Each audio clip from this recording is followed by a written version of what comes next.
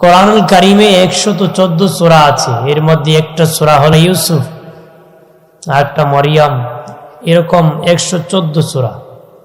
ইউসুফ ছিলেন একজন নবী, নবীর নামে এই সূরা আল্লাহ নাজিল করেছে। জোরে বলেন না সুবহানাল্লাহ। হাজিরিন, আল্লাহ সুবহানাহু ওয়া তাআলা সূরা ইউসুফের মধ্যে সুন্দর ও চমৎকার ঘটনা বর্ণনা করেছে। কোরআন 3 ভাবে নাজিল করেছে। অতীতের ঘটনা বলি দি, আল্লাহর কুদরতের বর্ণনা দি, আখিরাতের বর্ণনা দি।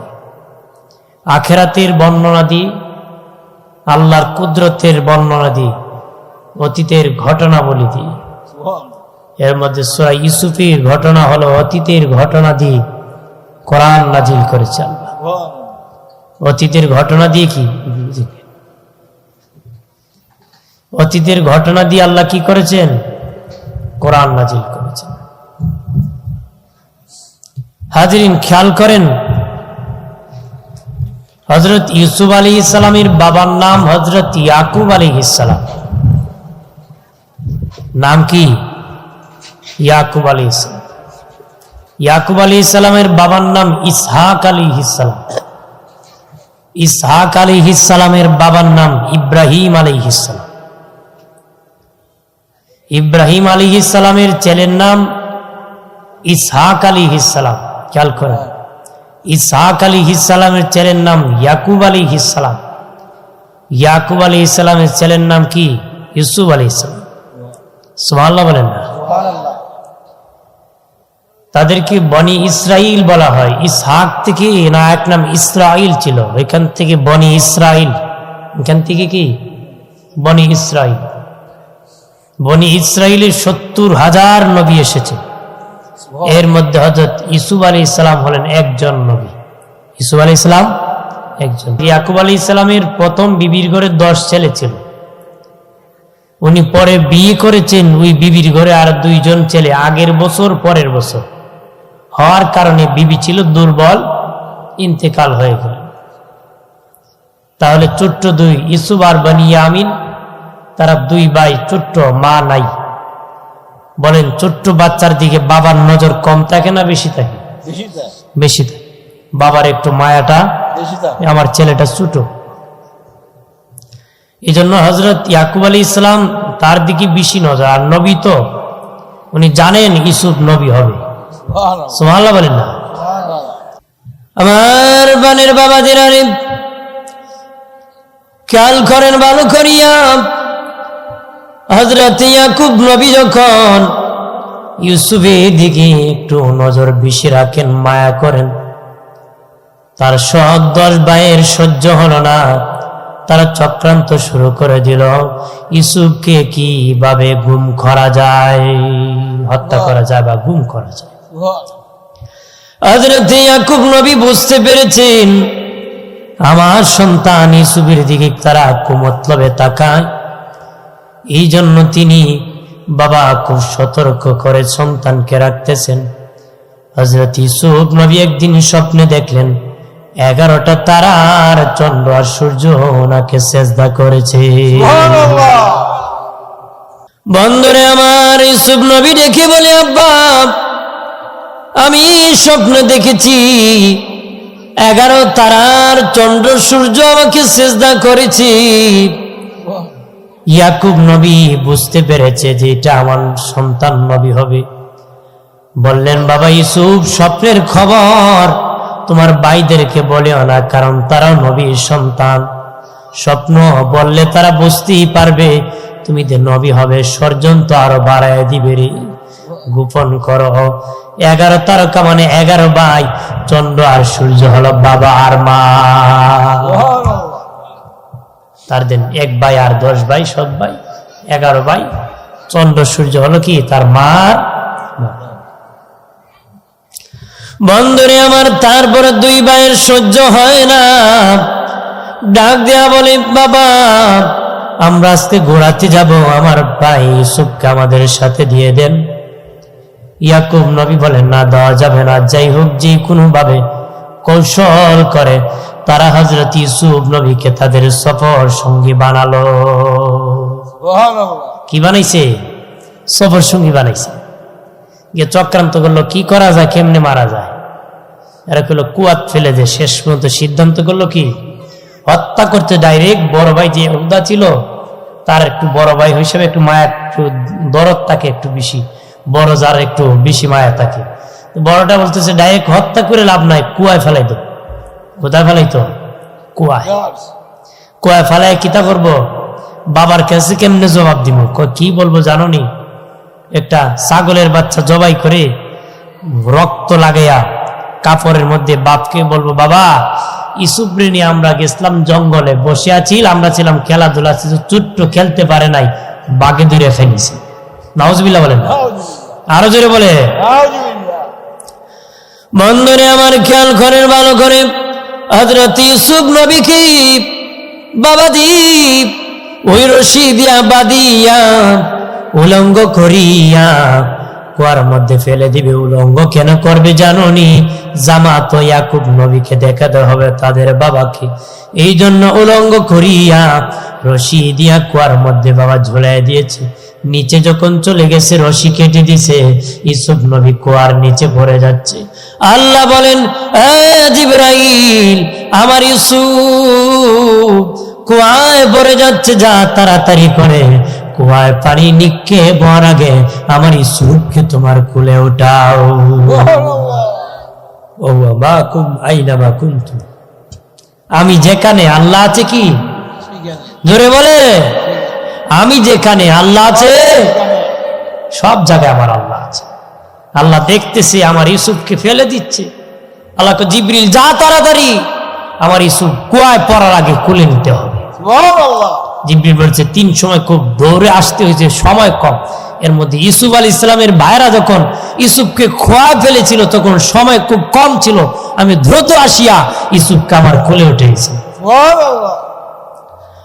আমার আল্লাহ ডেকে বললেন, জিবরাইল জিবরাইল আমার ইউসুফের গলায় একটা তাবিজ আছে। তাবিজ বলতে এটার ভিতরে একটা জামা আছে। আল্লাহ বলেন সেটা খুলিয়া পরে দাও। কি জামা? কেমন জামা? তাবিজ হয়ে গেছে বাবা, এটা জান্নাতি জামা। আল্লাহ বলেন আমার ইউসুফকে উলঙ্গ করেছে। আমার ইউসুফ উলঙ্গ হয়ে যায়, থাকতে পারে না, তাও ওই তার গলার মধ্যে একটা তাবিজ আকারে একটা জামা আছে, সেটা পরায় দাও। এই জামারও ইতিহাস আছে। জামারও কি আছে? ওই জামা কোথা থেকে আসছে বাবা? ওই জামা ইব্রাহিম আলাইহিস সালামকে যখন আগুনের মধ্যে ফেলে দিয়েছিল, ইব্রাহিম নবী আগুনে যখন ফেলতেছিল, মেনজিক বসেছিল বাবা, মেনজিক দিয়ে আগুনের মধ্যে ফেলে দিবে। ইব্রাহিম নবীকে নিতে পারতেছে না। ইবলিস আসিয়া উলঙ্গ নারী নাচায় দাও, জিনা লেলায় দাও, জিনা বেবিচার লেলায় দাও। জিনা যখন লেলাইল মাটি থেকে উঠাইতে পারতেছে না। শয়তান বলে কি করো? এই মুহূর্তে ইব্রাহিমকে উলঙ্গ করো রে। আসসালামু আলাইকুম। কি করতো? ইব্রাহিম নবীকে উলঙ্গ করতো।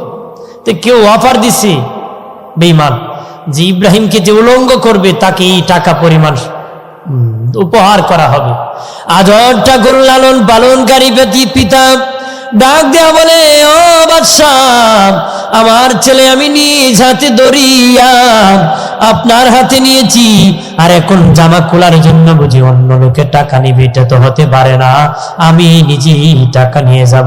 এমনি আজর ঠাকুর ইব্রাহিম নবীর বাবা জামা যখন খুলতে গেছে, ইব্রাহিম নবীর দেহের মধ্যে শিকল লাগায় রাখছে। উনি বাবার কদমে মাথা ঝুঁকাইতে চায়, পারতেছে না। তো বাবার পায়ে ধরবে, বাবা আমার জামা খুলিও না, আগুনে ফেলে দাও, আমাকে মানুষের সামনে লজ্জা দিও না রে। এরপরে আজর মানে নাই, জোর করিয়া ইব্রাহিম নবীর গায়ের জামাটা টানিয়া টানিয়া খুলে নিয়েছে। আল্লাহ বলেন, জিবরিল আবার ইব্রাহিমকে উলঙ্গ করতেছে, যা। ইব্রাহিম জামা ছেড়ে দিছে, আমি মালিককে ছাড়ে নাই, আমার ইব্রাহিমের জন্য জান্নাতি জুব্বা লয়া যা রে, চলিয়ে যা, আমার ইব্রাহিমের জন্য জান্নাতি জামা লয়ে যা। ওই ইব্রাহিম নবী দিয়ে জামা পাইছিল, ওই জামা ইব্রাহিম নবীর সন্তান ইসহাক পাইছিল, ইসহাকের সূত্রে ইসহাক আলাইহিস সালামের সন্তান ইয়াকুব আলাইহিস সালাম পাইছিল, আর ইয়াকুব আলাইহিস সালামের সূত্রে অর্থাৎ ইসু আলাইহিস সালাম ইয়াকুব আলাইহিস সালাম এটা তাবিজ আকারে গলার মধ্যে বাঁধিয়া দিয়েছে। জোরে বলেন না, জান্নাতি জামা। কি জামা? জান্নাতি জামা। এটা ইচ্ছা করলে বড় করা যায়, ছোট্ট করা যায়, ছোট করতে করতে একটা তাবিজও বানানো যায়। এটা কি? জান্নাতি। আমার বানের বাবা জিরারে তখন জিবরাইল খুলিয়া ইউসুফ নবীকে গলা থেকে জান্নাতি জুব্বা পরাইয়া দিয়েছি। আল্লাহু আকবার বলেন না। আর বিশাল বড় একটা পাথরের উপর হযরত ইউসুফ নবীকে বাবা বসায় দিয়েছে। এই দেখি ভাইরা জামা লইয়া বাড়ি যাইয়া বলে, আব্বা খবর ভালো না। ওই 10 ভাই যাইয়া ইয়াকুব নবীকে বলে, বাবা খবর ভালো না। কয় কি হয়েছে? আমাদের ভাই ইউসুফকে বাঘে ধরে খেয়ে ফেলছে রে। নাউজুবিল্লাহ, জোরে বলে। বাঘে খাইছে না, এরা বড় বাঘে খাইছে। 10 বাঘে খাইছে, 10 বাঘে খাইছে। ইয়াকুব আলাইহিস সালাম স্বপ্নে দেখছিলেন 10 বাঘ তাকে আক্রমণ করছে। উনি স্বপ্নে তাবিজ দিচ্ছেন যে এরাই আমার ছেলেরা আক্রমণ করে, এরা কি বাঘ ইয়া আক্রমণ করছে। হযরত ইয়াকুব আলাইহিস সালাম বলে, বাবা আমার সন্তান ইউসুফকে বাঘে খেয়ে ফেলছে, প্রমাণ কি রে? তখন ইউসুফ নবীর জামা খুলিয়া কয়, দেখেন বাবা, এই দেখেন জামা রক্তে ভরে আছে, রক্ত লেগে আছে। ইয়াকুব ইউসুফকে বাঘে খেয়ে ফেলছে। ইয়াকুব আলাইহিস সালাম জুব্বা হাতে নিয়ে কয়, দেখি কোন জায়গার মধ্যে ছিঁড়াও নাই, পাড়াও নাই। ইয়াকুব নবী কয়, বাবা এমন বাঘে খাইলো রে, জামারি ছিল না রে। হ্যাঁ, নবী না, নবীর কাছে ফাঁকি দেওয়া যায়? উনি জামা হাতে নিয়ে এমন বাঘই খাইলো, জামারি ছিল না। আপনি এখন বাঘে খেলে বাঘ কি বোতাম গুলা খুলে খুলে খাইবো না, ছিঁড়ে বেড়ে খাইবো? কিন্তু এরা খুব সুন্দর করে খুললে না রক্ত লাগাইছে। নবীর কাছে কি আর ধরা পড়বো না? নবীকে কেমন বাঘে খাইলো রে, জামারি ছিল না। তখন বিপদ বললে পরে, আব্বা আপনি যদি বিশ্বাস না করেন, বাঘ দৌড়াই না দেয়, বাঘ আইন নাকি তা করবো? ওই যে বাঘে খাইছি, বাঘ বেলারা দৌড়ে দেখালি। ইয়াকুব আলাইহিস সালাম কইতে, আনো, বাঘ দৌড়াই না দেখো। রওনা করেছে, বাঘ ধরে আনবে। এক ভাই আরেক ভাইরে ডেকে বলে, ভাই বাঘ কেমনে ধরবো রে?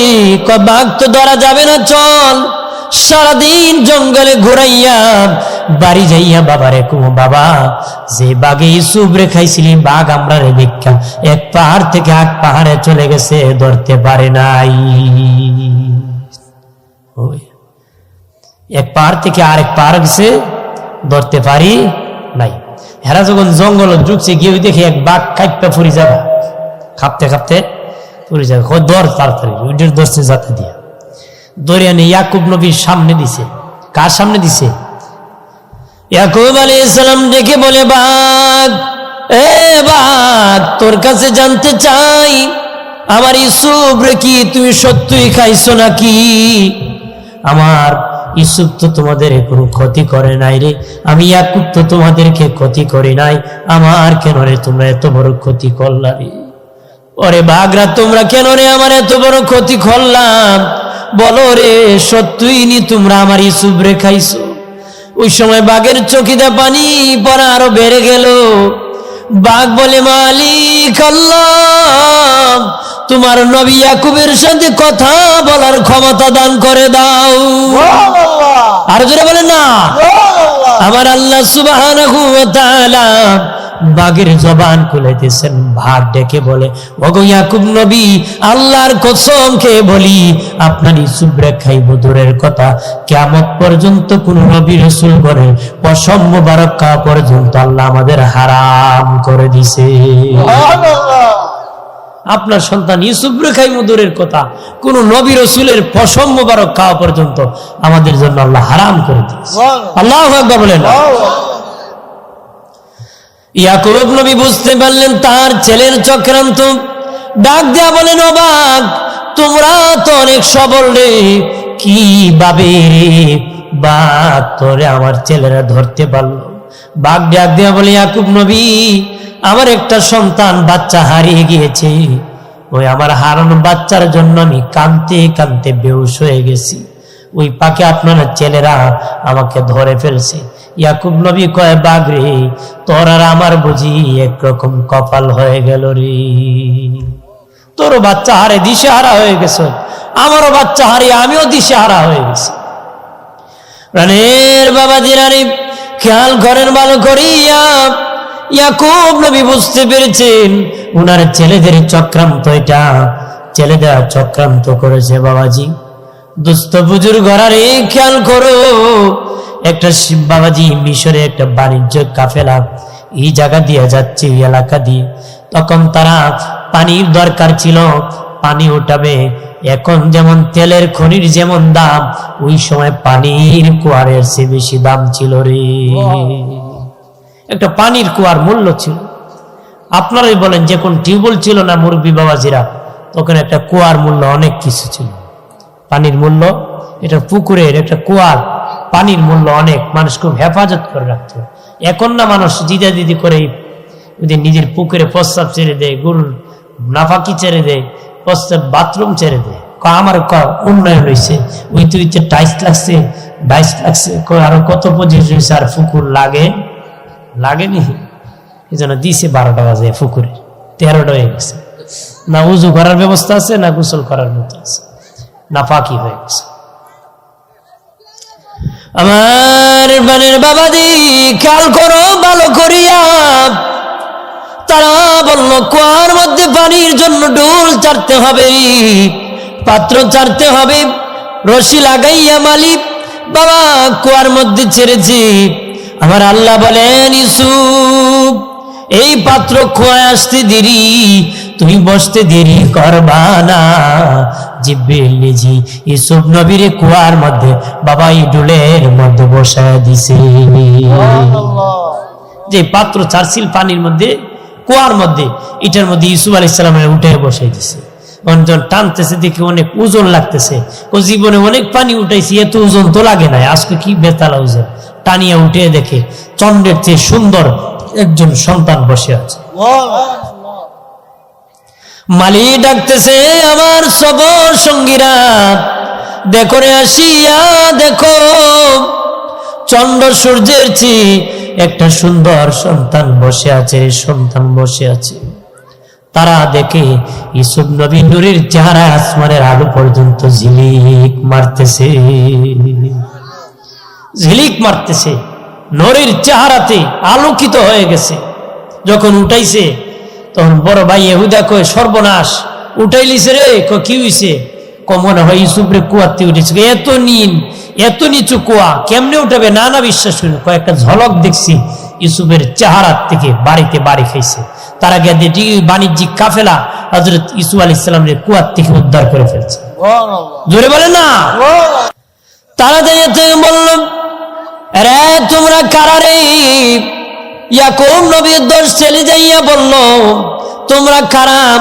আমাদের গোলামকে ভাগায় নিচ্ছ। তারা বলে, কিসের গোলাম ভাগায় নিব?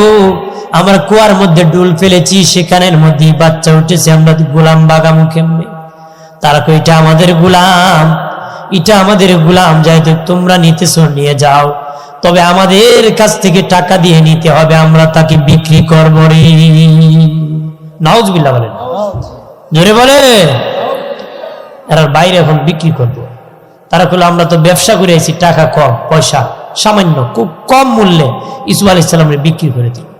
তখন 10 ভাই ডাকিয়া বলে, বাণিজ্যিক কাফেলা, আমার এই যে গোলাম তোমরা কিনে নিয়েছো, এই গোলামের স্বভাব কিন্তু ভালো না, স্বভাব হলো বাগার স্বভাব। গোলাম কিন্তু সুযোগ পেলে ব্যাগে যেতে পারে। এই কথা বলার কারণ কি জানেননি? কারণ ইউসুফ আলাইহিস সালামকে যদি সুযোগ পান, তো উনি ভাগিয়া বাবার কাছে চলে আসবেন, চলিয়া বাবার কাছে খবর দিয়ে দিবেন। এই জন্য তাদেরকে কয়, এই গোলামের স্বভাব হলো ভাগার স্বভাব আছে, যেন তারা খুব সতর্ক হয়ে, কেয়ারফুল হয়ে মিশর নিয়ে যায়, যেন লুগাইয়া মানে খুব সতর্ক হয়ে যেন নিয়ে যায়। ইউসুফ আলাইহিস সালাম ছুটিয়া যেন না আসতে পারে। এই জন্য তারা বুদ্ধি বলে দিল যে তার স্বভাব হলো বাঘে আসে, তার স্বভাব কি, কিন্তু বাঘার স্বভাব না, না, উরারা মানে খারাপ কাজ করতেছে, ইউসুফ আলাইহিস সালামের সাথে বেয়াদবি করতেছে। বন্ধুরে আমার খেয়াল করেন ভালো করে, হযরত ইউসুফ আলাইহিস সালামকে ওই মালিক বাবাজি, ওই লোক, যে লোক সিরিয়ার বাড়ির মধ্যে, তার সিরিয়ার মধ্যে নিয়ে গেল, মিশরের বাজারে নিয়ে গেল, নদীর মধ্যে গোসল করালো, জরির কাপড় চোপড় পরালো, মিশরের গোলাম বাজারের মধ্যে নিয়ে গেল। বাবাজি যেখানে মালি আছে ডুল পিঠায়, তারে বলল ডুল পিঠায় দে, বলে ইব্রানি একটা গোলাম চন্দ্র সূর্যের চেয়ে আরো সুন্দর বিক্রি হবে। এখন যখন গরু বাজারে বিকে, ছাগল বাজারে বিকে, আগে মানুষ বাজারে বিকত, আগে কি তা মানুষও বাজারও গোলাম বিকত। আগের যুগের গোলাম আমরা দেশের সাবের চেয়ে ভালো আছে, আমরা দেশের কি তা সাবের চেয়ে ভালো আছি। গোলাম মধ্যে বিক্রি হইতো, এরা চুক্তি করতো সাবের সাথে যে আমি দিনের বেলা আপনার কাজ করব, রাতের বেলা আমার মালিকের গোলামি করব। কিন্তু আমরা সাবইও আল্লাহর গোলামি পারে না, কতক্ষণ ঠিক কিনা জোরে বলে না। তারা চুক্তি করতো, বলতো দিনের বেলা তোমার গোলামি করব, আর রাতের বেলা মা প্রভু রাব্বুল আলামিনের গোলামি করব। এক মনিবের বাড়ির গোলামকে কিনে নিছে, অন্য গোলাম যত টাকা বিক্রি হবে আমাকে অর্ধেক দামে নিবে, তবে আমাকে রাতের বেলা ছেড়ে দিতে হবে। এরকম বাবাজি রাত যখন হয়ে গেল, ওই গোলাম মালিকের কাছে সেজদায় পড়ে কল্লা গো, দিনের বেলা আমার একজন মনিব আছে, এই জন্য তোমাকে ডাকতে পারি না, রাতের বেলা তোমাকে আমি ডাকতেছি। আর কান্দে কল্লা, দিনের বেলা পারি না, আজকে এত টাকা দিছে, রাতও ডাকে না, আল্লাহরে দিনও ডাকে না, কথা বলে হ্যাঁ। আরে গোলাম কল্লা, আমার একটা মনিব আছে, দিনের বেলা তার গোলামি করি, আর রাত হলে তোমার গোলামি করি। তার মনিব একদিন করে দেখি আমার গোলামের কি অবস্থা, দেখে সেজদায় পড়েছে, আসমান থেকে একটা নূরের আলো তার কপালে লেগে আছে। সে আবার কইতেছে আল্লাহ তোমার সাথে আমার এত বড় সম্পর্ক, পাস করে দিও। মনিব দেখিয়া কয়া আমার বাড়ি খাজ, আমার বাড়ি ঘুমা, তার মালিকের সাথে এত বড় সম্পর্ক, আমার সম্পর্ক নাই। তখন গোলাম আওয়াজ শুনেছে, সে বলে আল্লাহ গো, তোমার আমার গোপন পাসওয়ার্ডের খবর আমার মনিব জেনে ফেলছে। ও মালিক, আমি আর পৃথিবীতে থাকতে চাই না, এই মুহূর্তে আমারে সেখানে তোমার দরবারে নিয়ে যাও। এত বড় সম্পর্ক আল্লাহর সাথে, সাথে সাথে ইন্তেকাল হয়ে গেছে, সাথে সাথে কি ইন্তেকাল হয়ে গেছে। বাংলারে আমার খেয়াল করেন ভালো করে, অপ্রাণের বাবাজি মালি ঢোল পিটাইতেছে মিশরের বাজারের মধ্যে, যে ইব্রানি একটা গোলাম চন্দ্র সূর্যের চেয়ে সুন্দর বাজারে বিক্রি হবে,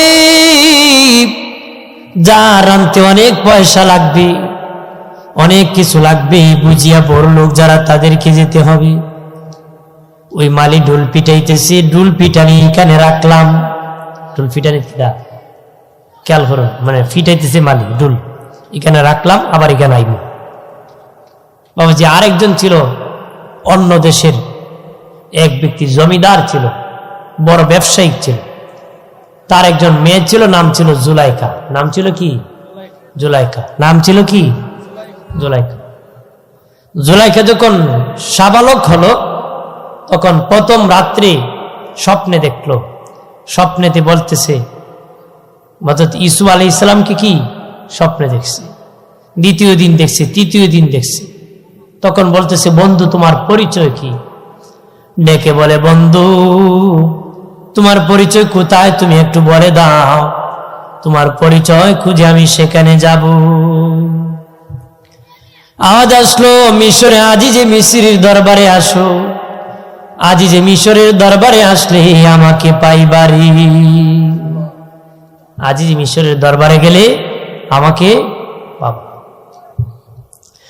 জুলাইখার বাবা বিয়ে দেখতেছে, মেয়ে বিয়ে দিবি, জুলাইখার সাথে সখী নামে এক মেয়ে থাকতো, খাদিম খেদমতদার থাকতো। সখীকে বলে, সখী জিজ্ঞাসা কর আমার মেয়ে বিয়ে বসবিনি। অনেক স্বামী দেখতেছি, জুলাইখা রাজি না।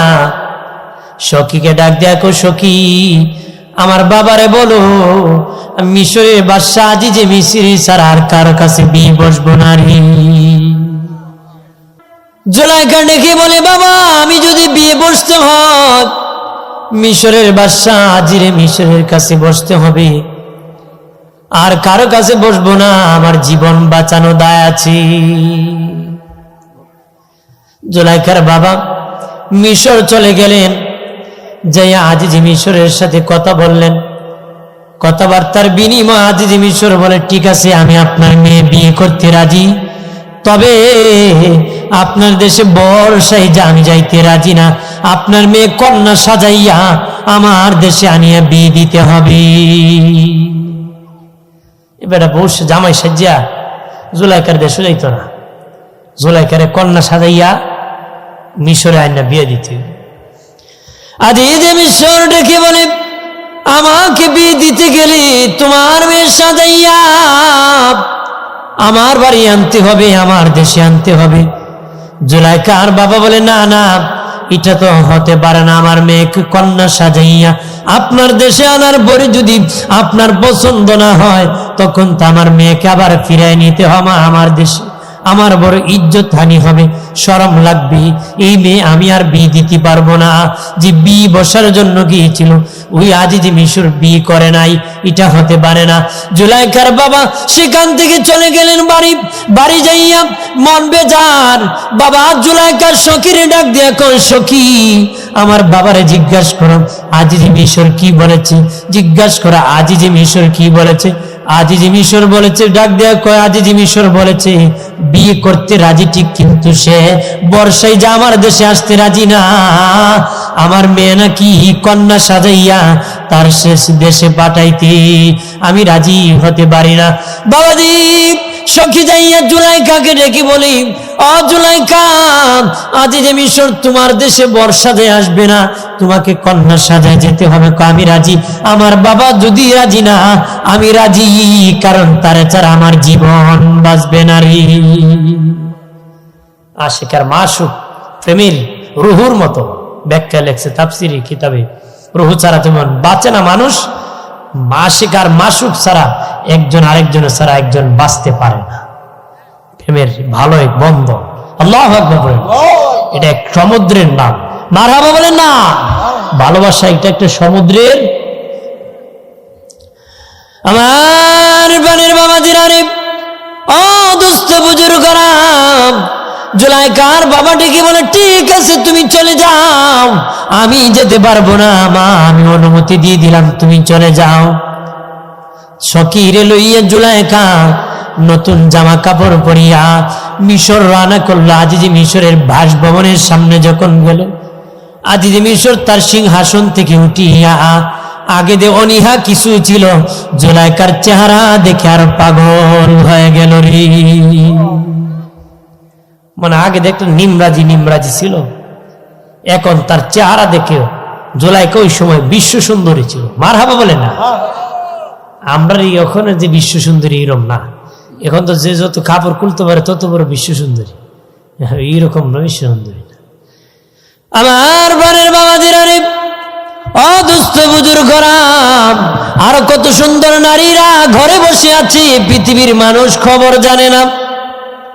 কথা কথা উলঙ্গ হলে বিশ্ব সুন্দরী হয় না, না, যে মহিলা দিল দিয়ে আল্লাহ রসুলকে রাজি করেছে এটি বিশ্ব সুন্দরী, তার জীবন সুন্দর, আখিরাত সুন্দর, পরিণামে জান্নাত সুন্দর হবে, তার শেষে জান্নাতি সুখী হবে। কত সুন্দরী আছে যারা চেহারা কেউ দেখে না, আর এখন বিশ্ব সুন্দরী। জুলাইখা ছিল ওই সময় বিশ্ব সুন্দরী। আজিজ মিশর কয় না বিয়ে করবো, কিন্তু জুলাইখার মন বেজার যে এই বন্ধুরের স্বপ্নে দেখছে, এইটা তুই বন্ধু না। যদি কইছে আজিজ মিশরের দরবারে আসো, কিন্তু এই বন্ধু তো ওটা না, ওইটা তো না। সখীরে ডাক দেয়া বলে, সখী আসলাম যে বন্ধুকে স্বপ্নে দেখেছি, এটা তো আমার এই বন্ধু না রে। আজিজ মিশর নাম তো ঠিকই আছে বাদশা, কিন্তু রে এটা তো আমার বন্ধু না রে, আমি কেমনে কি করতে পারি? সখী ডেকে বলে, এখন যদি ঘুরিয়া আবার দেশে চলে যাও, তোমার বন্ধুর খবর না পেতে পারো, তুমি রাজি হয়ে যাও।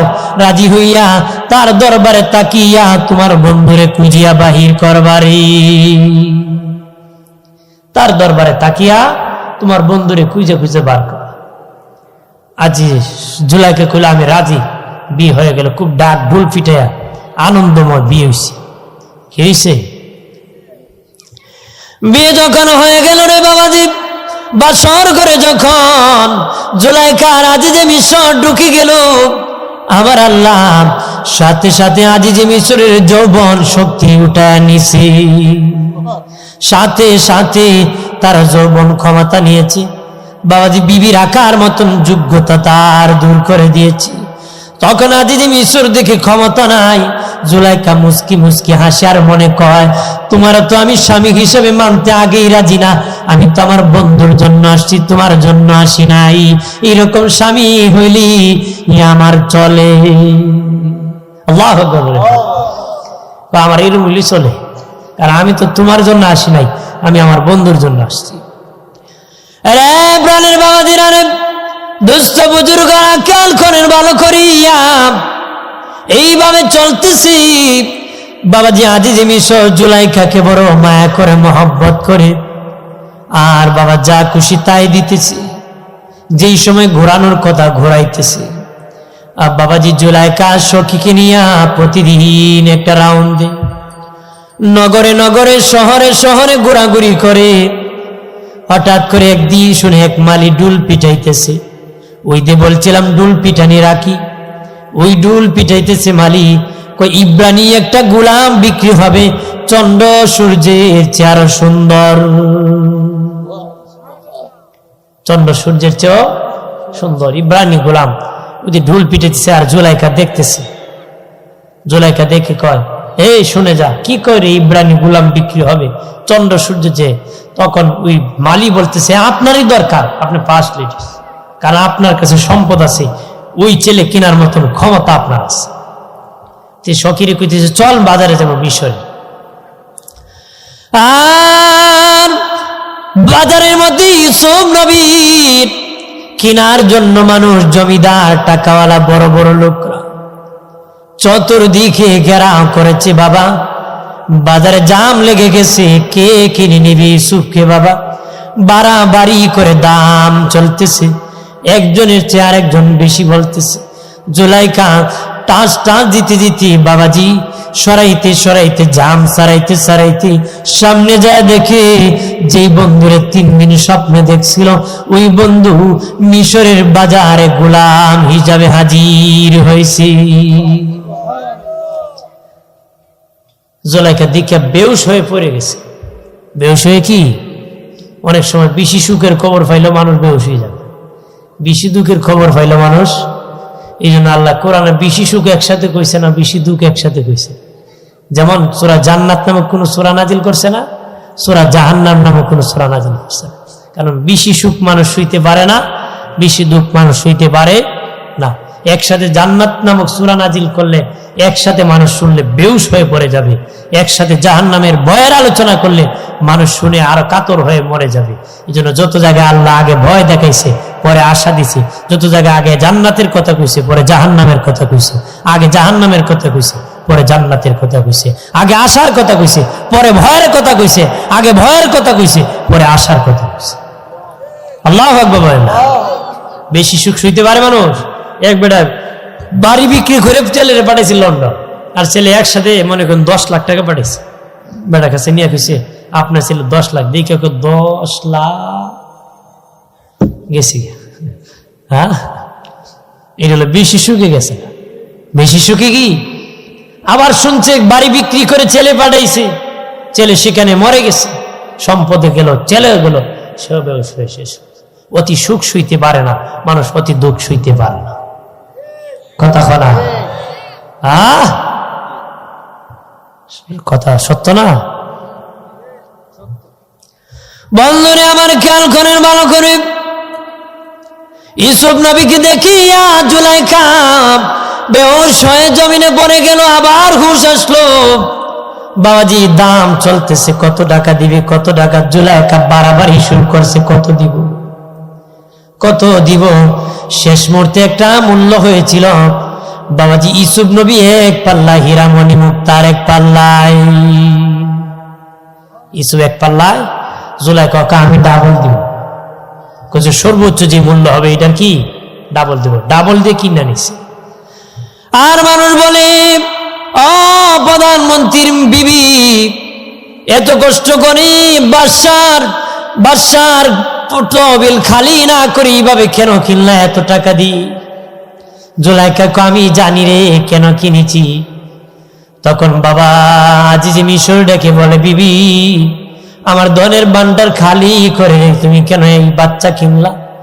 হযরত বাবা জুলাইখা ডেকে বলে, তোমার ঘরে কোনো ছেলে সন্তান হয় না, ইউসুফকে ছেলে হিসেবে লালন পালন করব, আমার কাছে বড় পছন্দ লাগছে।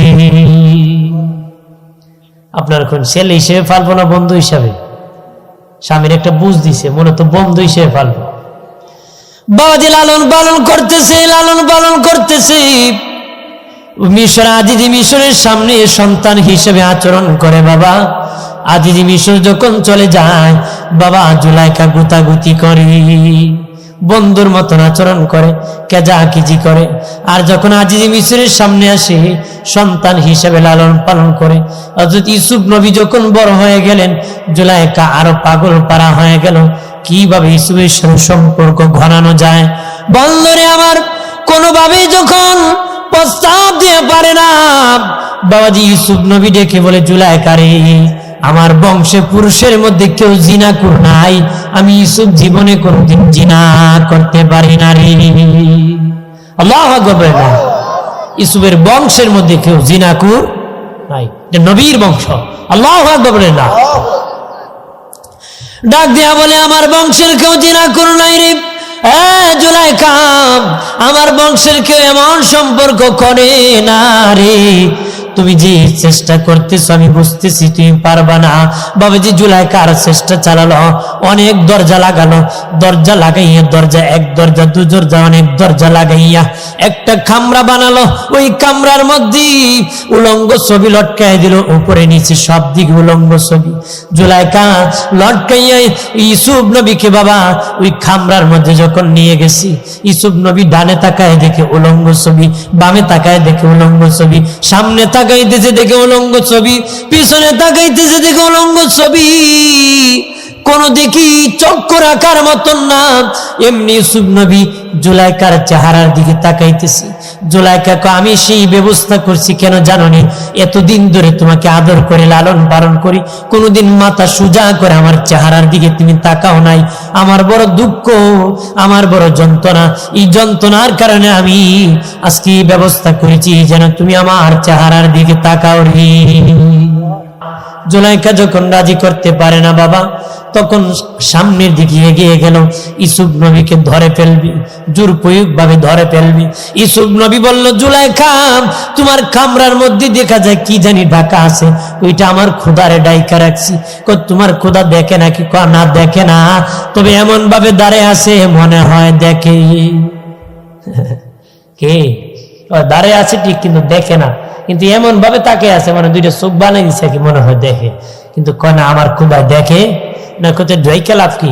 না, তার সামনে আমার শরম করে, তার সামনে কি আমার শরম করে। জুলাইখা কয় যদিও না দেখে তার সামনে আমার এই কাজ করা শরম করে। ইউসুফ নবী দেখে বলে, জুলাইখা তোর খোদা দেখে না, তারপরও যদি তোর লজ্জা লাগে রে, আমার মালিক তো আমাকে দেখতেছে, আমার লজ্জা লাগার কথা না রে, আমার কি শরম লাগার কথা না, আমার মালিক তো আমাকে দেখতেছে। এমনি ইউসুফ নবী দরজার দিকে যা যখন লাথি মারছে, আল্লাহ ইউসুফ সর্বোচ্চ চেষ্টা করেছো বাঁচার জন্য, তুমি ইউসুফ সর্বোচ্চ চেষ্টা করেছো বাঁচার জন্য, জন্য, আমি আল্লাহর দায়িত্ব তোমাকে বাঁচানো। ইউসুফ তুমি দৌড় মারো। লাথি যখন ইউসুফ নবী মেরেছে, দরজা খুলে গেছে, জুলাইখাকে খুলবে না, আর দরজা আছে, যেতে যেতে সব দরজা খুলে দরজার সামনে এসে গেছি। আল্লাহ যদি পার করে, পৃথিবীর কেউ আটকানোর ক্ষমতা আছে? হ্যাঁ, আল্লাহ দেখে না? আল্লাহ দেখতেছে।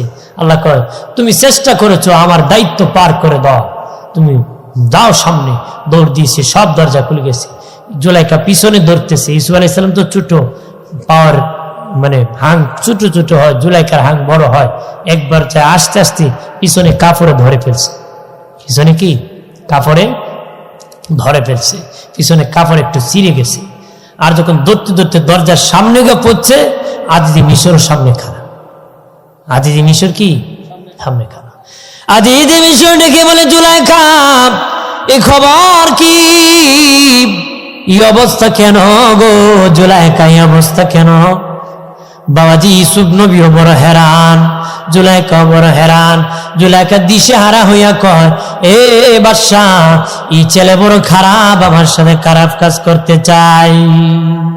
নাউজুবিল্লাহ কর না, দোষী পড়েন আল্লাহুম্মা, একটু টানে না, মাওলানা মুহাম্মদ ওয়া আলা আলিহি।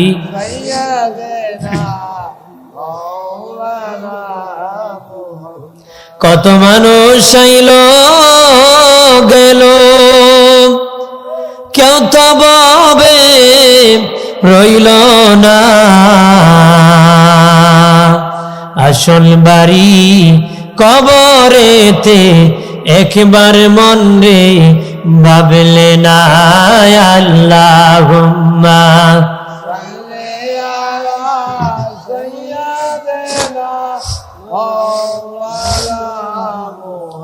ওয়া আলা আলিহি।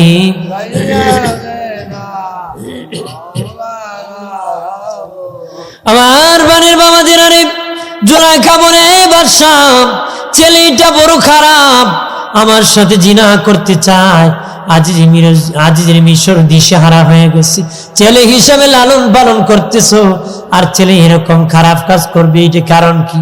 অবশ্যই একটা রহস্য আছে, কারণ আছে। ডাক দেখে, ছেলে তুই কি জিনা করছো নাকি? ইউসুফ নবী কয়, না না, সে আমার সাথে জোর করতে চায়। এইরকম ভাবে দুইজন তর্ক বেজে গেল। বাবা জুলাইখা ইউসুফকে দোষী, ইউসুফ নবী জুলাইখাকে দোষী। কথা যখন বলতেছি বাবাজি, কথা বলতেছি, তখন ইউসুফ নবী বলে, বিচার হবে। বাবাজি জুলাইখা বলে, কঠিন বিচার করো গোলামের বিপক্ষে, এই বাচ্চার বিপক্ষে, সে আমার সাথে জিনা করতে চায়, খারাপ প্রস্তাব যে। এমনি বাবাজি ইউসুফ নবী বলে, মালিক আল্লাহ, আমি জিনা করি নাই, এই বিপদ থেকে কেমনে বাঁচবো? আল্লাহ বলেন, ইউসুফ আমি দেখতেছি, আমি তোমার পবিত্রতা রক্ষা করবো রে ইউসুফ। কি জন্য পবিত্রতা রক্ষা করব? আল্লাহ বলেন, একটা শিশু বাচ্চা এসেছি, শিশু বাচ্চা তার আজকে বিচারের সমাধান করবি। যখন বাবাজি আজিজি মিশর দিশেহারা হয়ে গেল, কেমনে আমি বিচার করব তাদের? কারণ ছেলে হইয়া মায়ের সাথে তো খারাপ কাজ করতে পারে না, কিন্তু জুলাইখার যে কোনো রহস্য আছে। এমনি ছোট্ট বাচ্চার জবান খুলে গেছে, ডাক দেয়া কয়, বাদশা আমি যেইভাবে বলি গো সেইভাবে আপনি বিচার করেন। বাবাজি আজিজি মিশর আশ্চর্য হয়ে গেল, ছোট্ট বাচ্চা নাকি কথা বলে। বাবা কিভাবে আমি বিচার করব? কয়, দেখো ইউসুফের জামা সামনে চিরা না পাছনে চিরা? যদি সামনে ইউসুফের জামা চিরা হয় ইউসুফ দোষী, পিছনে চিরা হলে জুলাইখা দোষী। আল্লাহু আকবার। এমনি রে বাবাজি তাকা দেখে ইউসুফ নবীর পাছন দিক থেকে জামা চিরা। ডাক দেয়া বলে, কিভাবে প্রমাণ হবে? কয়, যদি ইউসুফ নবীর দোষ না থাকে, ইউসুফ নবী ধরতেছি, জুলাইখা পাছনে টানছে, পাছনে ছিড়বে। যদি ইউসুফ দোষী হয়, সামনে গেছি, জুলাইখা ধরছে, সামনের কাপড় ছিঁড়ছে। তবে যেহেতু ইউসুফের পিছন দিক থেকে জামা চিরা, এখানে জুলাইখা দোষী, ইউসুফ দোষী নারী। জুলাইখা দোষী। তখন বাদশা বুঝছে এটা আমার বিবির চালাকি। তখন বাবা রায় বিবির বিপক্ষে গেছে। রাত্রে যখন ঘুমাইতে গেছে, বিবির বিপক্ষে যদি রায় হয়, ঘুম শান্তি তুইব? বিবি মারছে কেজা, জুলাইখা মারছে কি?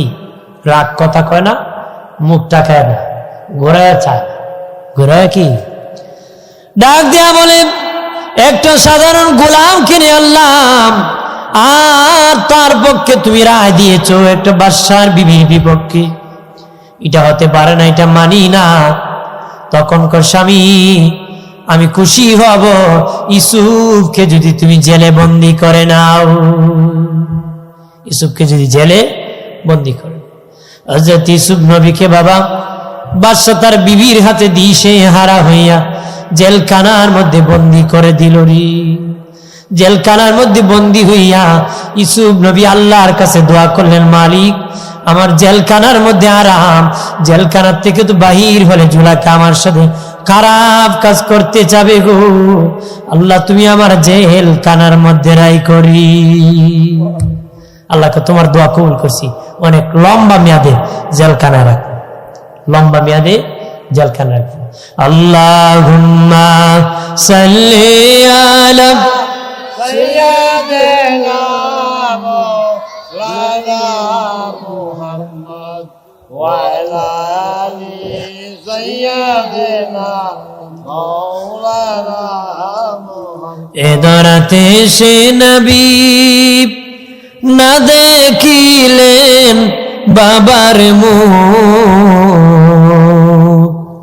6 বছরে কালে নবী হারাইলেন মায়ের বুক। আল্লাহুম্মা সাইয়্যিদিনা মাওলানা মুহাম্মদ ওয়া আলা আলি সাইয়্যিদিনা মাওলানা মুহাম্মদ। হাজিরিন, ইউসুফ আলাইহিস সালাম দোয়া করলো, আল্লাহ কয়েকদিন ধরে সর্দি হয়ে গেছে, জ্বর উঠছিল, এখন কমছে, কিন্তু সর্দিটা আসলে সারতেছে না, আসলে কষ্ট, গলায় ব্যথা উঠে যায়, সর্দি টেলার সাথে। আমার সর্দি যখন জমে যায় তখন তার কথা বলা যায় না, কষ্ট হয়। যাই হোক, আপনাদের দোয়ায় যে স্বাস্থ্য নিয়ে এত রানিং করার কথা না, কিন্তু এই স্বাস্থ্য নিয়ে যত রানিং করি এটা আপনাদের দোয়া, কারণ এটা যদি আমার গ্রাম না, তারপরে এলাকা, আমি এটা আমার নিজের এলাকায় মনে করি। এই সমস্ত এলাকা স্বাস্থ্যগঞ্জের আশেপাশে যত গ্রাম আছে এটা আমার নিজের বাড়ি আমি মনে করি। বাড়ি না কেউ ফেলে দিবেন নাকি? দেখ, এটা আপনাদের দোয়া, আপনাদের কি, কারণ প্রথম মানুষ কিন্তু খুব কম ছিল, এখন তো মোটামুটি আসছে মানুষ, আরো আসবে ইনশাল্লাহ, আরো আসবে। হাজিরিন, তখন ইউসুফ আলাইহিস সালামের জেলখানা আল্লাহ কয়েক বছর বাদশা রাখলো। এর ভিতরে আজিজে মিশর মরে গেছে। আজিজে মিশর কি মরে গেছে। আজিজে মিশরের যত সম্পদ ছিল জুলাইখা মালিক হয়ে গেছে। জুলাইখা কি হয়েছে? মালিক হয়েছে। আর বাবাজি জুলাইখা ভাবে না ইউসুফ নবী যে লম্বা এত সময় জেলখানার মধ্যে থাকবেন। জুলাইখা ভাবে নাই ভালোবাসা যখন কাউকে ভালোবাসে, কেউ না পেলে কিছু শাস্তি দিতে চায়, কিছু শাস্তি দিয়া আন্ডারে আনতে চায়, যে কিছু নরম করে নে আমার বক্তব্য চায় কিনা। জুলাইখা চেয়েছিল ইউসুফ নবীকে কিছু শাস্তি দিয়া নরম করিয়া তার পক্ষে নিয়ে আসবে, কিন্তু জুলাইখা জানে না ইউসুফ নবী কোনোদিন মাথা নত করবে না রে। করবে না কি? করবে না রে বাবাজি। আর জুলাইখা আজিজে মিশর যখন মরে গেল, আর ইউসুফ নবী যখন জেলখানার থেকে বাহির হয় না, ইউসুফ নবীর জন্য পাগল পারা হয়ে গেল। বাবাজি মানুষ যাইয়া জুলাইখার কাছে যদি ইউসুফ বলতে পারতো, দান করত, আরেকবার বললে আরেকবার করত, আরেকবার করলে আরেকবার করত। এরকম সুবিধাবাদী যারা দান নিতে চায় তারা যে জুলাইখার বাড়ি যায় খালি ইউসুফ ইউসুফ ইউসুফ করতো, আর জুলাইখা দান করত। আমরা সমাজে অনেক মানুষ আছে দেখবেন, এরা কিছু ফার্ম দিলে দান করে, আর কিছু সুবিধাবাদী আছে এরা দেখলেই কথা কোন ঠিক কিনা? কয় তাই এইভাবে বললে খুশি হয়ে যায়। বাবাজি জুলাইখার বাড়ি আসিয়া মানুষ বলে ইসুফ ইসুফ, আর জুলাইখা খুশি হইয়া দান করে, দান করতে করতে ফকির হয়ে গেছে, ফকির হয়ে গেছে, চুল পেকে গেছে, একদম চেহারা লবণ্যতা এসে গেছে, বাবা গরিব হয়ে গেছে, বাড়ি ঘর পর্যন্ত বিক্রি করে ফকির হয়ে একটা ঝুপলির মধ্যে বাড়ি বানাইছে। কি বানাইছে? ঝুপলির মধ্যে বাড়ি বানাইছে, দিশে হারা হইয়া, ফকির হইয়া। আর ওই সময় জানি মিশরের বাদশা ছিল, উনি এক স্বপ্ন দেখেছিল, স্বপ্নের ব্যাখ্যা কেউ করতে পারতেছে না। একজন বলল, জেলখানা ইউসুফ নামের একজন ব্যক্তি আছে, উনি বলে স্বপ্নের তাবির শক্ত করতে পারে। উনি স্বপ্নের তাবির করে দিলেন, বাদশা তোমার দেশে 7 বছর বড় ফসল হবে। স্বপ্নের ব্যাখ্যা হলো 7 বছর ফসল হবে, 7 বছর দুর্ভিক্ষ হবে। বাদশা বলল 7 বছর ফসল হবে, 7 বছর দুর্ভিক্ষ হবে, ওই দুর্ভিক্ষের মোকাবেলা কেমনে করব? যে ব্যক্তি স্বপ্নের ব্যাখ্যা করে দিয়েছে, তাবির করে দিয়েছে, তাকে জেলখানা থেকে বাহির করো। বললাম জেলখানা থেকে ইউসুফ নবীকে বাহির করিয়া বলল, তুমি এই স্বপ্নের তাবির করে দিয়েছো, কেউ তাবির করতে পারে নাই। বলেছো 7 বছর আমার দেশে প্রচুর ফসল হবে, 7 বছর দুর্ভিক্ষ হবে, এইটার মোকাবেলা কেমনে করব? তোমাকে আমার দেশের খাদ্য মন্ত্রী বানায় দিলাম। সুবহানাল্লাহ হইতেন না? যেহেতু তুমি এটা ব্যাখ্যা করছো, তোমাকে দায়িত্ব দিলাম, এই অনুযায়ী 7 বছর মোকাবেলা করার দায়িত্ব তোমার, তোমাকে খাদ্যমন্ত্রী বানাই দিলাম। কি বানাই দিলাম? ইসু আলাইহিস সালাম প্রথমে হয়ে গেল মিশরের খাদ্যমন্ত্রী। মিশরের কি খাদ্যমন্ত্রী? এই বাদশাহ খুশি হইয়া বানাইছে পরে বাদশাহ। সুবহানাল্লাহ বলবেন না?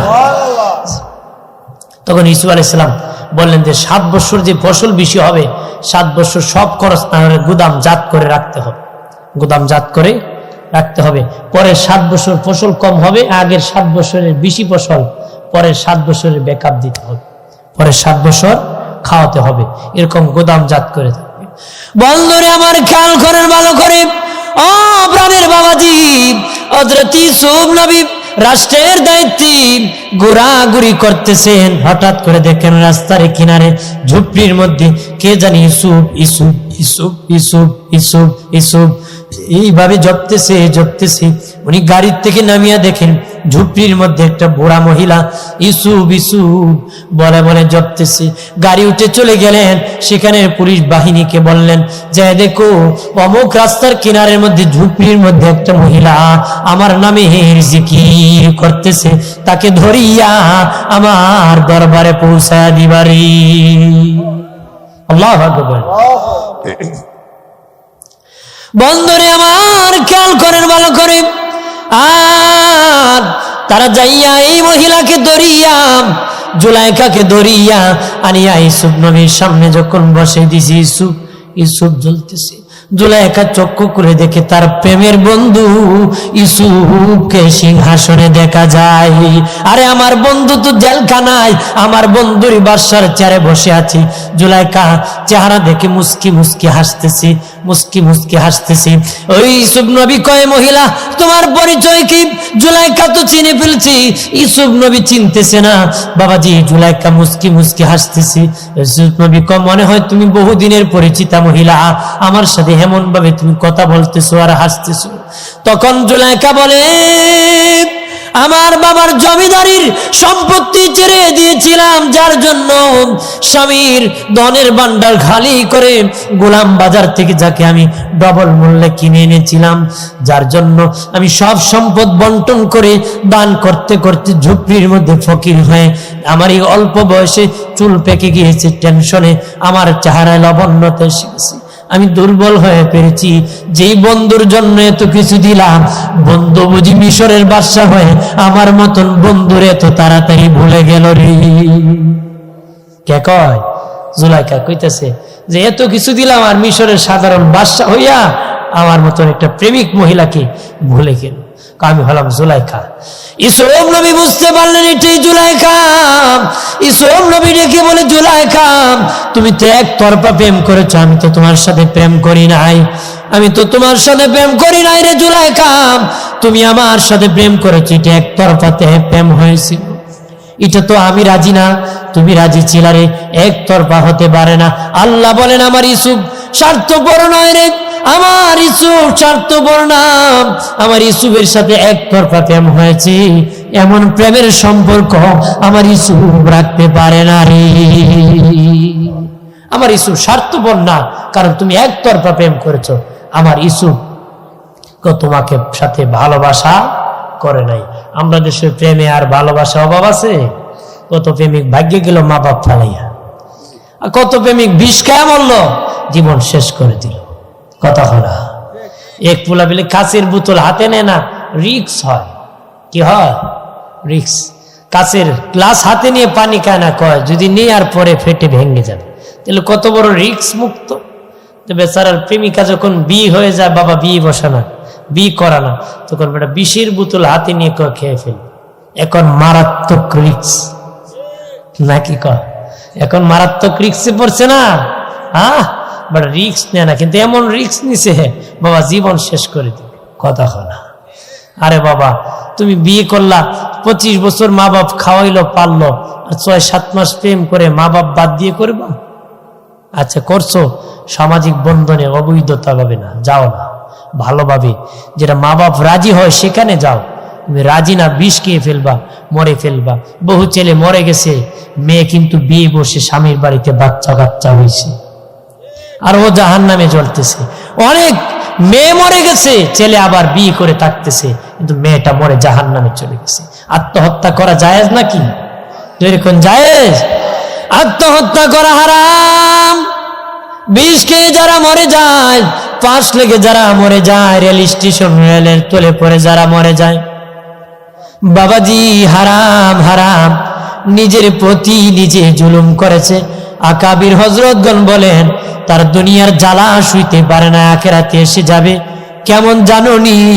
দুনিয়ার জ্বালা হলো দুনিয়ার চুলার আগুনের মতন জ্বালা, আর সে যে মরল আর বড় জ্বালায় পড়লো, এটা জাহান্নামের আগুনের জ্বালায়। তুমি মনে করছো বিষ খেয়া তোমার জ্বালা শেষ হয়ে যাবে, শেষ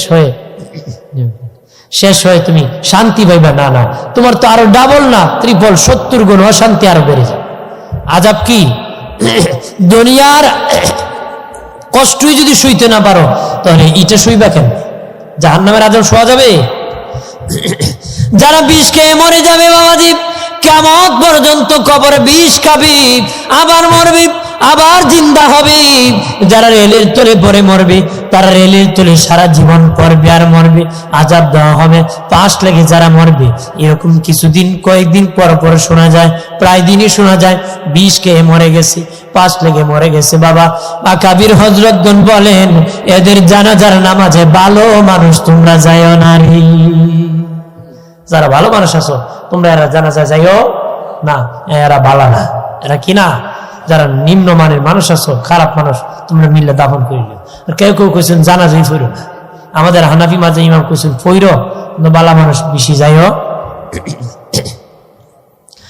বন্ধুরে আমার খেয়াল করেন ভালো করে, ও প্রাণের বাবাজি, ইউসুফ নবী জুলাইখাকে ডেকে বলেন, ও জুলাইখা, তুমি বলতেছো আমি স্বার্থপর, আমি স্বার্থপর না, আমি স্বার্থপর না রে জুলাইখা।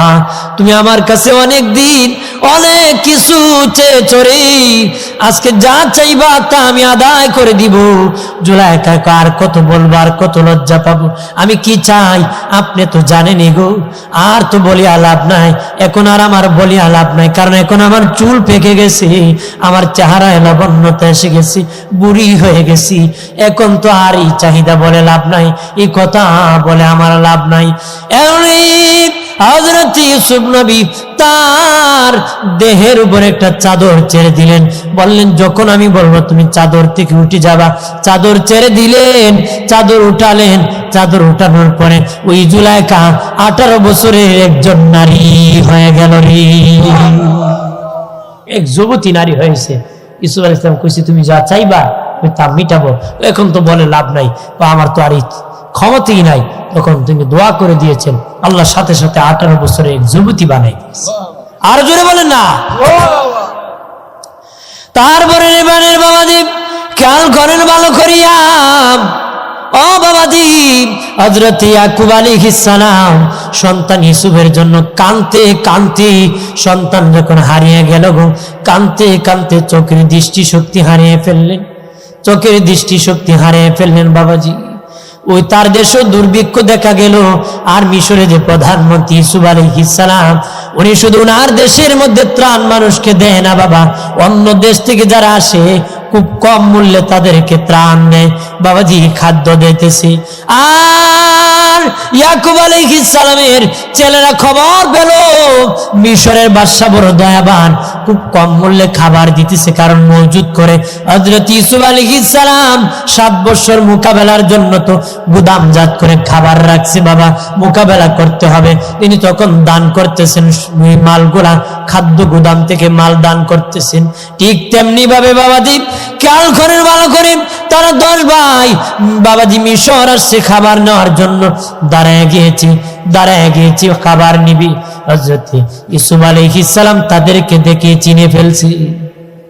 আল্লাহু আকবার, আর জোরে বলেন না। জিজ্ঞাসা করলেন তোমাদের বাড়ি কই? বলল তাদের বাড়ির পরিচয় দিল। তোমরা কয় ভাই? আমরা 12 ভাই। কয় ভাই? আমরা 12 ভাই। তোমরা এখন কেন এখানে 11 ভাই আসছো? আরেক ভাই কই? বললা লাভ নাই বাদশাহ, আমরা আরেক ভাই আমরার সাথে জঙ্গলে খেলতে গিয়েছিল, বাঘে ধরে খেয়ে ফেলছে। কারে কয় গিয়া? যারে ফালাইছিল হেরি কয়। ইসু আলম রেখো আমার আরেক ভাই খুব সুন্দর আছিল, নাম ছিল ইসু, আমরার সাথে গেছিল জঙ্গলে খেলাইতো, বাঘে ধরে খাইছে। এই জন্য এক ভাই কমে গেছি।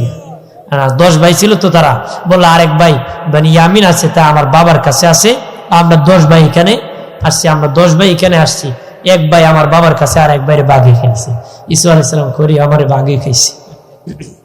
আমরা দেশে আছে না মাইশা কয় নানার বাড়ি গফ মামুর ঘর, হ্যাঁ। আমার মানের বাবা জিরানি কত হয়েছে সময়? প্রায় 1.5 ঘন্টা কাছাকাছি। শেষ করে দি না আর কিছুক্ষণ কইব?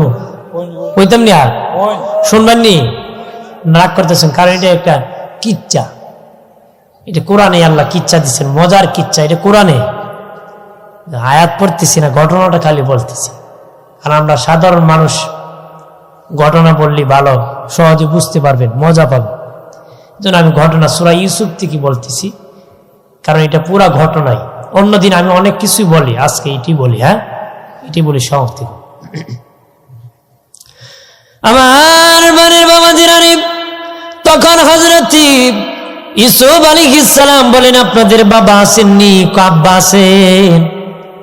আমার ভাই ইউসুফকে যখন বাঘে খেয়ে ফেলেছিল আমার আব্বা, ওই ইউসুফের জন্য কাঁদতে কাঁদতে 2টি চোখের দৃষ্টিশক্তি চলে গেছে। তখন বলেন তাদেরকে খাবার বাড়ায় দাও, খাবার সমতি বাড়ায় দাও। আর ওনার একটা জুব্বা দিলেন, বললেন আপনার বাবা ইয়াকুব নবীকে বলেন মিশরের বাদশাহ ওনাকে এই জুব্বাটা হাদিয়া দিয়েছে। এই জুব্বাটা কি দিয়েছে? হাদিয়া দিয়েছে। এমনি ইব্রাহিমের বাবাজি খেয়াল করেন ভালো করিয়া, তার একজন আরেকজনে বলে মিশরের বাদশাহ কত ভালো, আমাদেরকে অনেক ত্রাণ দিয়েছে, অনেক খাবার দিয়েছে। আবার আমার বাবার জন্য জুব্বা দিয়েছি। জুব্বা যখন ইয়াকুব নবীর হাতে দিয়েছি, ইয়াকুব নবী হাতে দিয়ে এখন ছেলেরা কই রে তোরা? আমার জুব্বার মধ্যে আমার ইউসুফের গান পাইতেছি। আর জোরে বলে না রে আমার ছেলেরা, এই জুব্বার মধ্যে আমার ইউসুফের গান পাইতেছি। বাবা ইয়াকুব নবী যখন জুব্বা হাতে নিয়ে চুমুকাইতেছে, মুখে লাগাইতেছে, লাগাইতে দেরি ওনার চক্ষু 2টা ভালো হতে দেরি হয় নাই।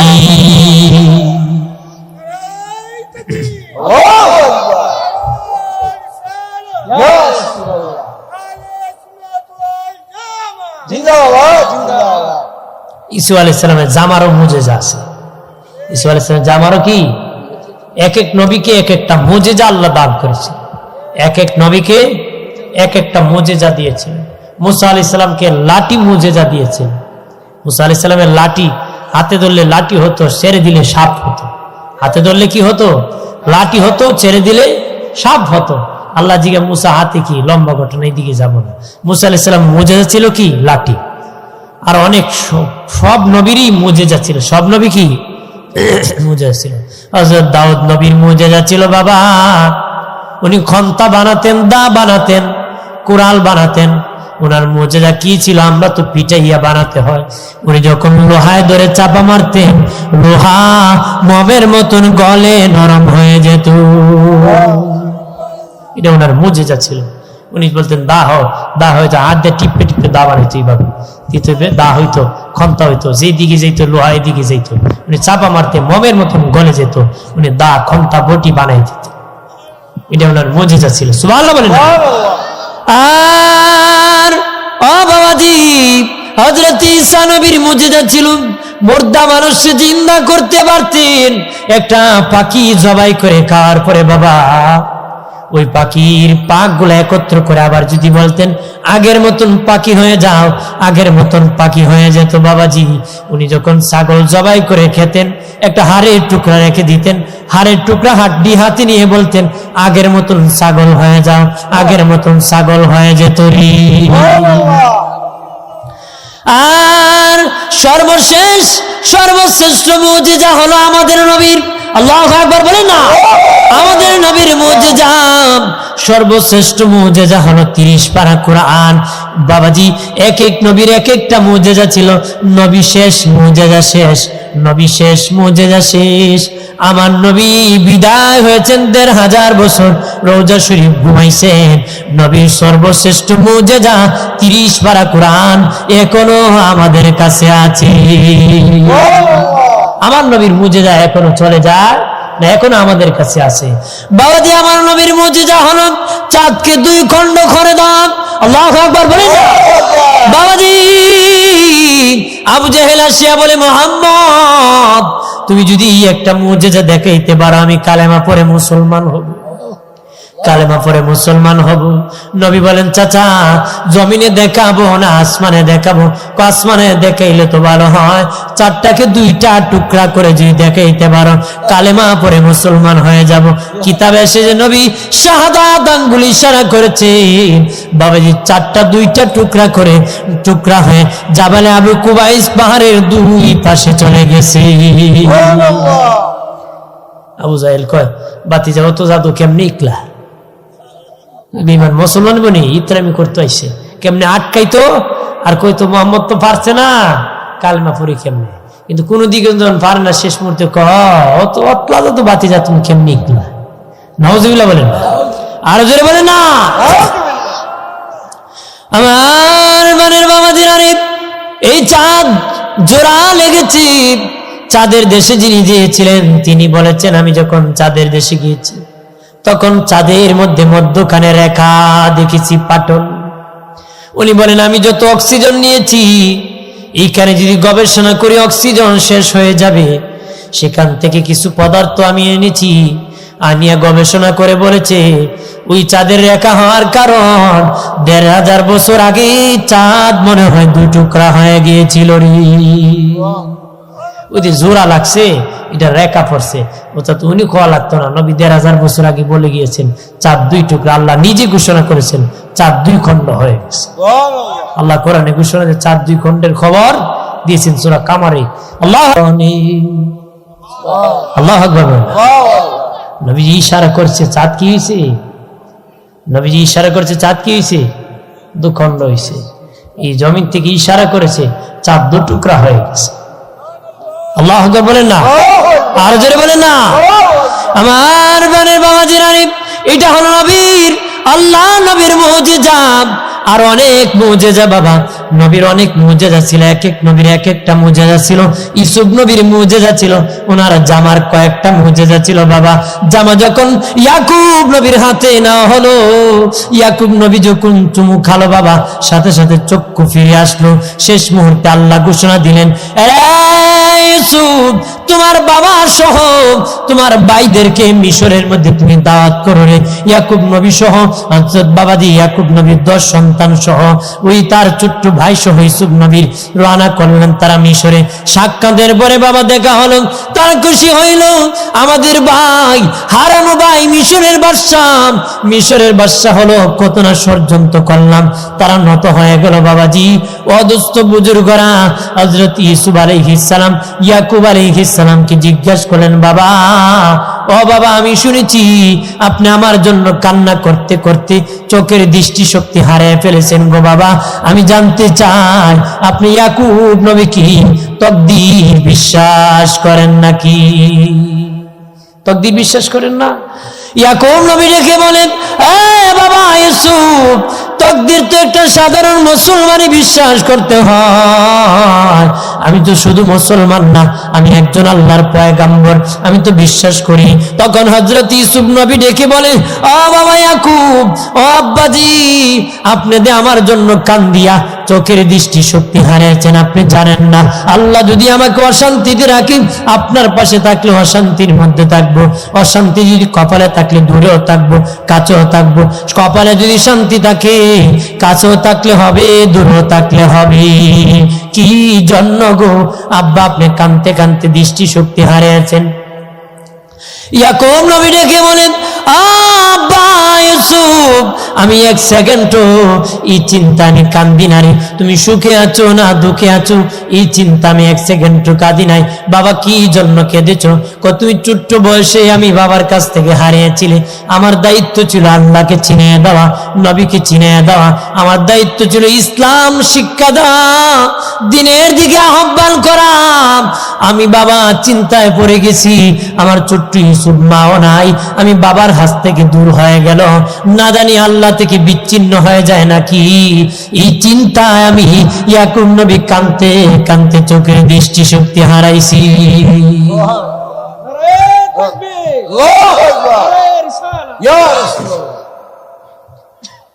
ইউসুফ আলাইহিস সালাম, ইয়াকুব আলাইহিস সালাম জানে ইউসুফ নবী হবে, কিন্তু তারপরে কান্না করছে। তারপরে আমার দায়িত্ব ছিল আমার সন্তানকে আল্লাহ চেনা। আপনারা কদিন কাঁদছেন আর কদিন বলছেন মিয়া আর তো উল্টা পথে কথা হয়, আর বাঁকা পথে নেয় না। ছেলে যদি নামাজ পড়তে কত রুক্কা আবার নামাজ লাগে না, আসে না বললো? হ্যাঁ, মনে করে এশার নামাজে জামাতে গেছে ছেলে, বাপে কয় তোর ফরাওরা নাই, নামাজ পড়তে নামাজ উক্কা দরকার, কিন্তু বরস না। তার মানে দুনিয়ার পড়লে দুনিয়ার শান্তি হবে, নামাজ না পড়লে আখেরাতে অশান্তি হবে। বাবা হইয়া চায় ক্ষণস্থায়ী শান্তি, চিরস্থায়ী অশান্তি। কথা হয় না? যেই বাবা ছেলে নামাজ পড়া লাগতো না, এই বাবা কিতা কয় তুই দুযোগ যা, নিজে যায় নামাজও ফুলারে খোঁজাইস না। তার মানে হেবেড়ে জান্নাত চায়, ফুলারে জাহান্নামও দিতেছে। হ্যাঁ, গাদ্দার না? ধরে কম নিজের রোজা রাখে, ছেলের কর রাখবার নাই। তার মানে হে রাখে জাহান্নাম থেকে বাঁচবে, ছেলের বাঙ্গায় দুযোগে ফেলাইত।